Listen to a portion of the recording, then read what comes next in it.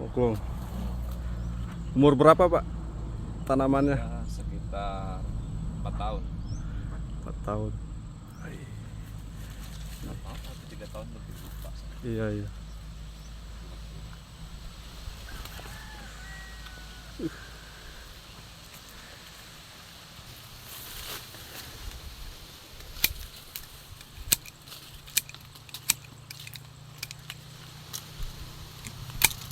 Ini yang kerja keras, ini gitu. Sedangkan orang mau sembunyi aja bisa hilang di sini Hilang. kalau tidak dipangkas. Hilang jejak. Hilang ya di sini.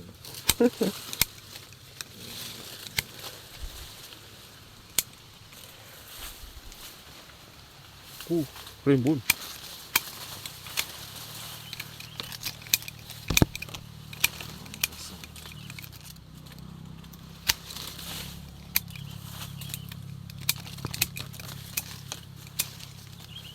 Tanah lena.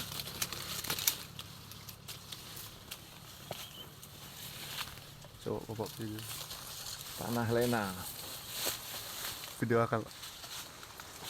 Tidak tahu.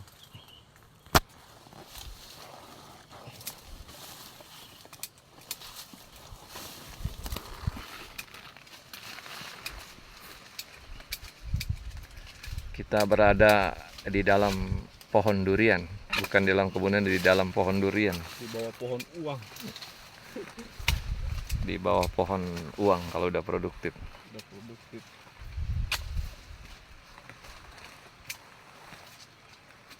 Pangkas dulu dia.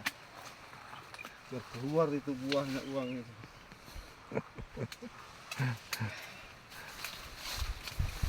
Mantap.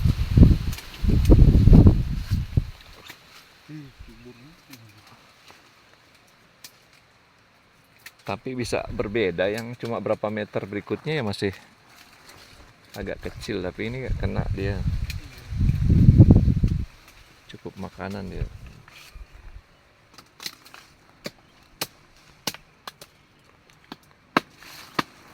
Dismoting dulu biar cantik.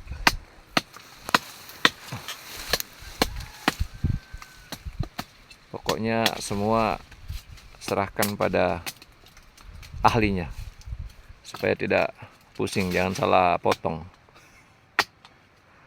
Tetapi ketika sudah melihat langsung, kita bisa jadi tahu mengerjakannya nanti kalau ada berikutnya yang mau dipangkas.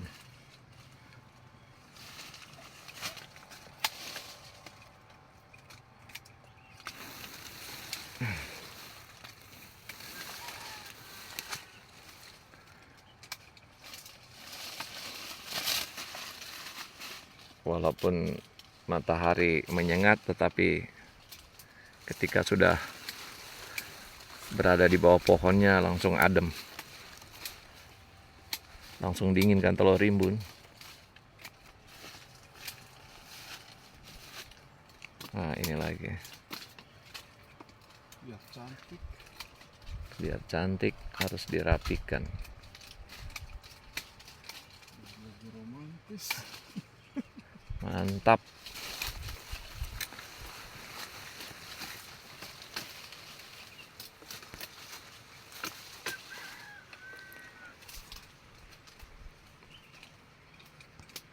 Kebun Desa Lena, Kecamatan Pamona Utara. Membuat terlena.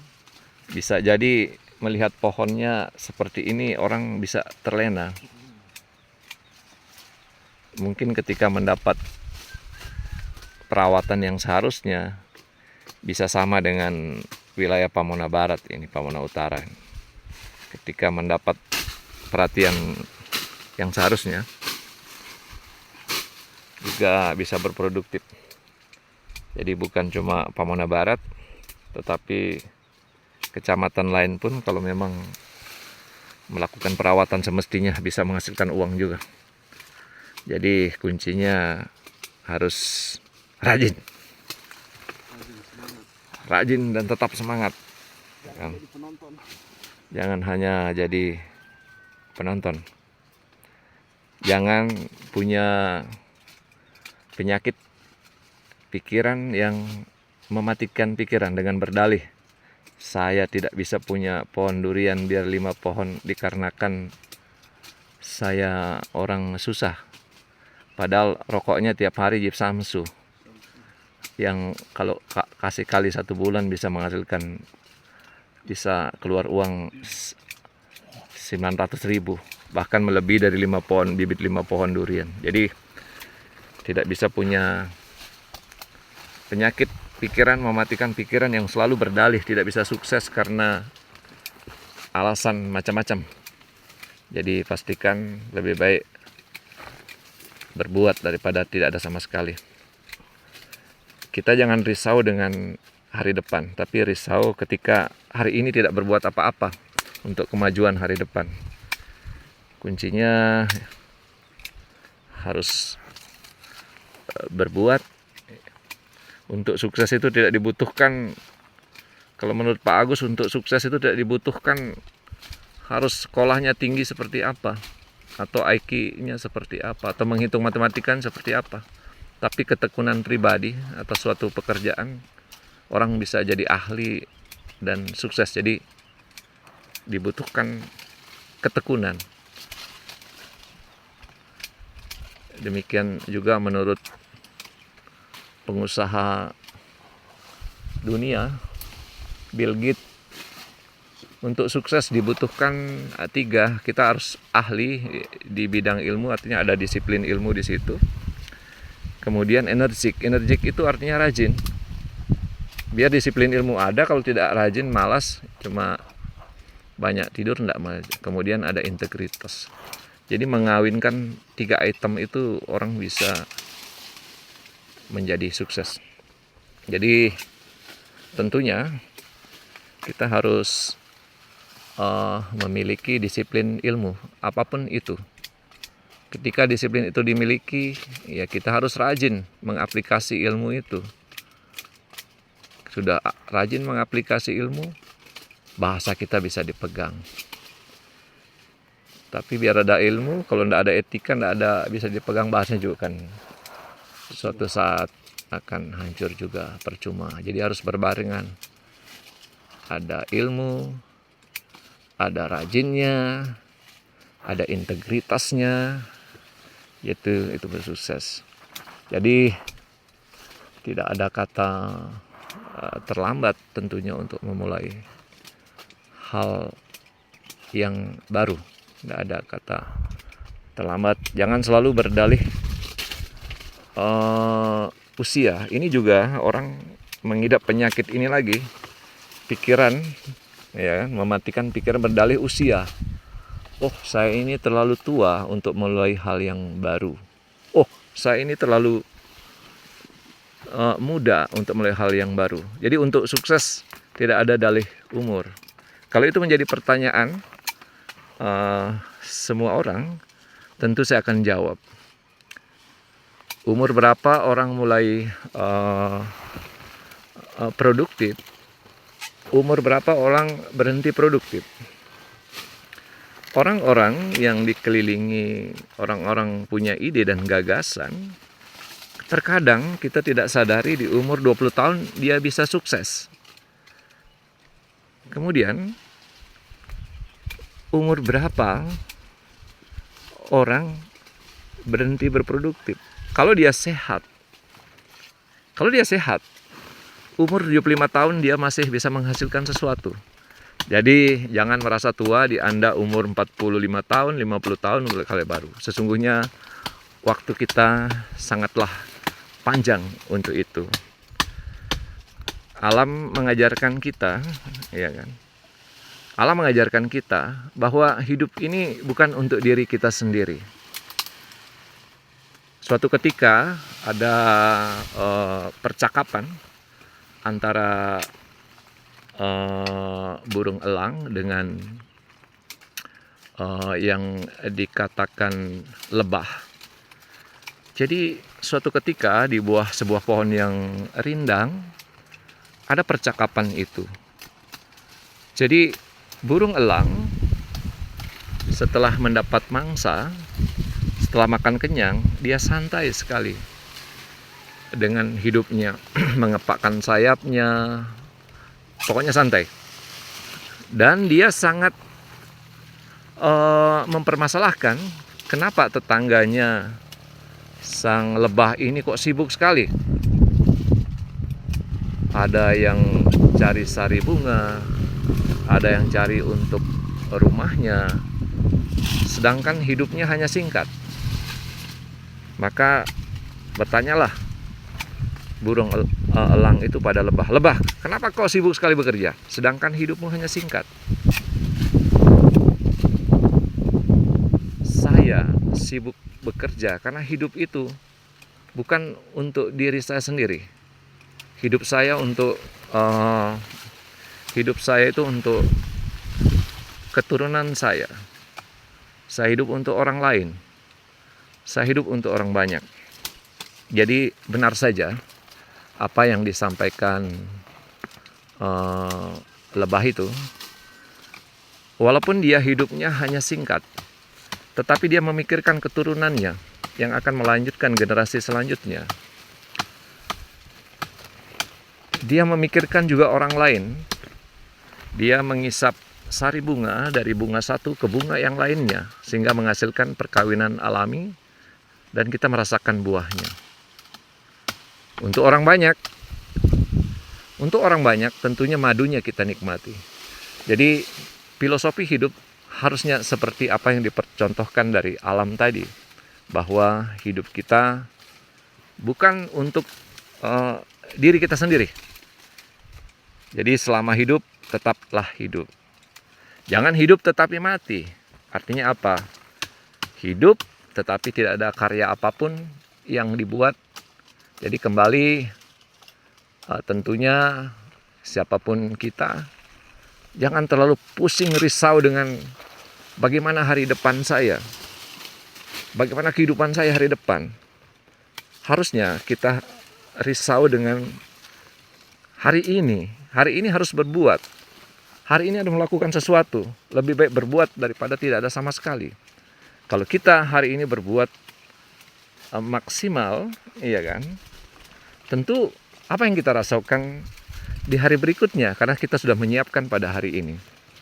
Jadi jangan kita memiliki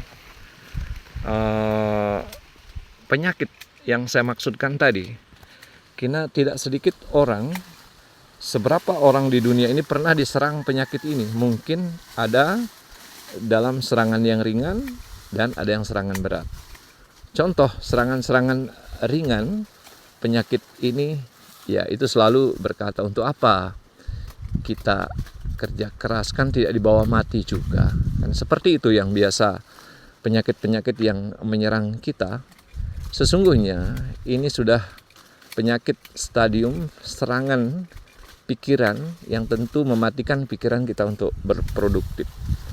Jadi tentunya mulai saat ini kita harus ada percikan api di dada kita, percikan api hasrat, semangat untuk merubah hidup kita. Tidak ada orang lain yang merubah hidup kita kecuali diri kita sendiri. Bahkan dalam suatu keyakinan mengatakan Tuhan saja tidak akan merubah sebuah kaum kalau kaum itu tidak mau berubah. Artinya apa? Kita harus merubah ya diri kita sendiri. Karena pada dasarnya apa yang kita raih itu tergantung diri kita. Dari kedua tanganlah kita meraih apa yang sesungguhnya ingin kita raih. Makanya kita harus memiliki obsesi atau tujuan dalam hidup.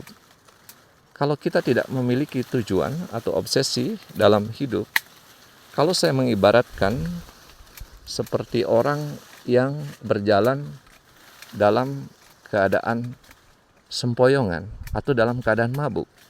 Orang-orang seperti ini tidak pernah kemana-mana dan tidak pernah tiba di mana. Karena itulah pentingnya kita memiliki tujuan dalam hidup. Ketika memiliki tujuan yang pasti dalam hidup, pikiran kita akan bergerak mencari jalannya sendiri untuk mencapai apa yang menjadi tujuannya. Tetapi kalau orang tidak memiliki tujuan dalam hidupnya, sama halnya dia hidup. Dia hidup tetapi mati. Jadi pastikan kita semua memiliki tujuan dalam hidup kita, karena itu energi kita. Itu penyemangat kita. Yakinlah suatu saat kita bisa sampai di puncak. Ketika kita punya keyakinan, kita bisa sampai di puncak. Tentu kita akan menemukan anak tangga untuk mencapai puncak itu. Tetapi kalau pikiran kita berpikir, saya tidak pernah sukses-sukses, kita mencari alasan bahwa kita ini tidak bisa sukses. Jadi pikiran saudara, pikiran kita semua akan mencari jalannya, menjelaskan kepada tetangga, menjelaskan pada orang lain bahwa kita itu tidak bisa sukses. Jadi pastikan sesuatu pekerjaan kita bisa melakukannya. Karena kalau kita yakin pekerjaan bisa kita lakukan, pikiran kita akan memberi jawaban bagaimana cara melakukannya. Tentu akan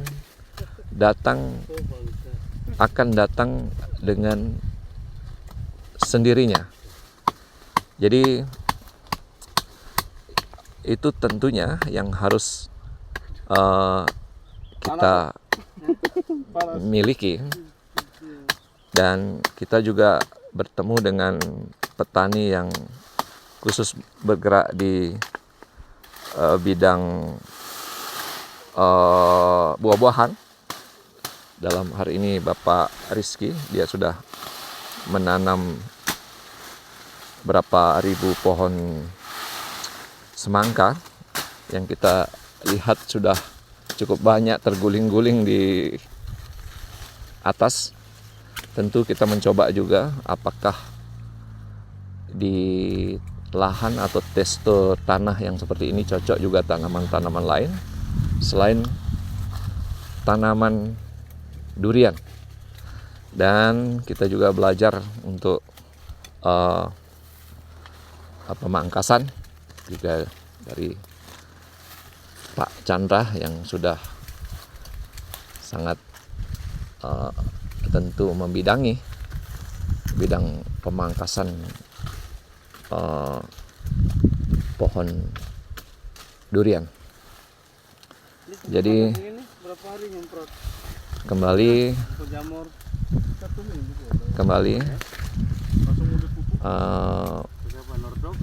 mengajak kita semua untuk selalu membangkitkan semangat dalam hidup kita, karena yang tidak bisa hilang dalam diri seseorang itu adalah semangatnya. Kalau semangat hilang, hidup kita seperti mati. Jadi yang tidak bisa hilang dalam diri kita adalah semangat kita, semangat membara, ya kan? Terkadang menjadi pertanyaan-pertanyaan dalam hidup. Saya sudah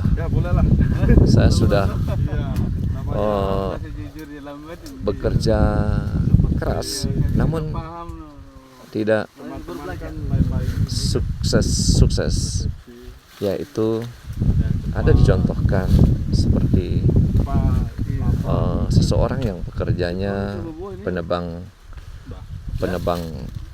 kayu. Hari ini mungkin dia bisa 10 pohon, tetapi besoknya tidak 10 pohon, padahal semangat dan alat yang digunakan sama, Tetapi dia mengeluh, kenapa berkurang? Kenapa berkurang? Saya sudah bekerja keras, kenapa hasilnya kurang? Ternyata kapak yang dia gunakan itu tidak tajam lagi, sehingga hasilnya menjadi kurang. Jadi pentingnya dalam hidup kita perlu istirahat, karena istirahat itu bukan berarti berhenti.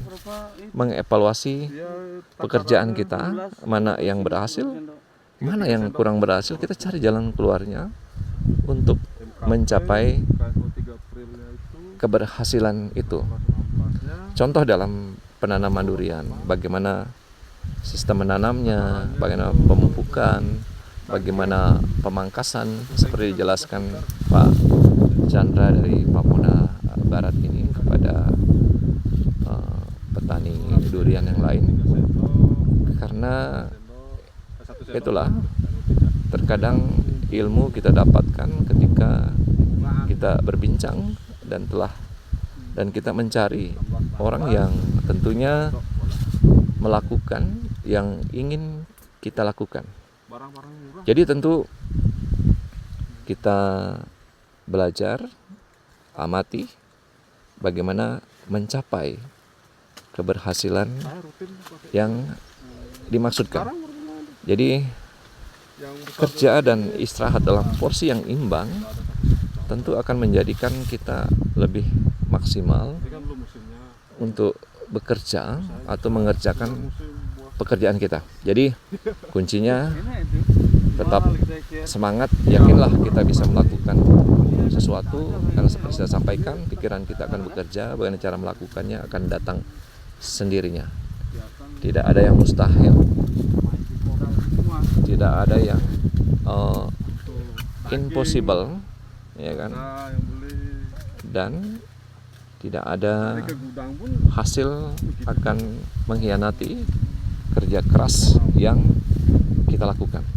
Yakinlah bahwa ketika kita melakukan sesuatu, kerja keras kita lakukan, tentunya kita akan menghasilkan dalam hidup ini.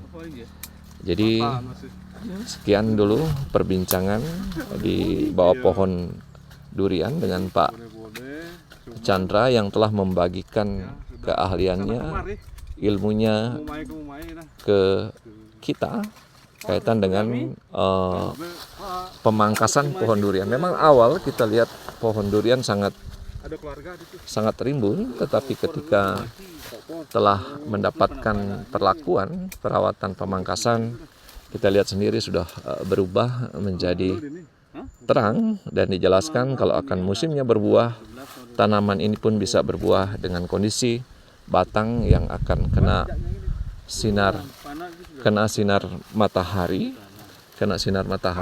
dan batang itu bisa agak tua dan waktunya berbunga bisa berbunga. Inilah sesuatu. Ketika kita melakukan sesuatu, pekerjaan sesuatu, sangat yakinlah bahwa apa yang kita kerjakan, apa yang kita lakukan, kerja keras ini akan menghasilkan sesuatu yang kita inginkan. Jadi luar biasa memang hari ini kita sudah melakukan sesuatu yang tentunya ini tentu akan menyiapkan kita di hari depan. Mudah-mudahan tanaman semua ini bisa menghasilkan dan produktif pada waktunya nanti. Sekian, tetap semangat. Sekali lagi, tetap semangat, sukses selalu. Umur 100 tahun. Mak, 100 tahun. Jadi begini Pak Rizky ya.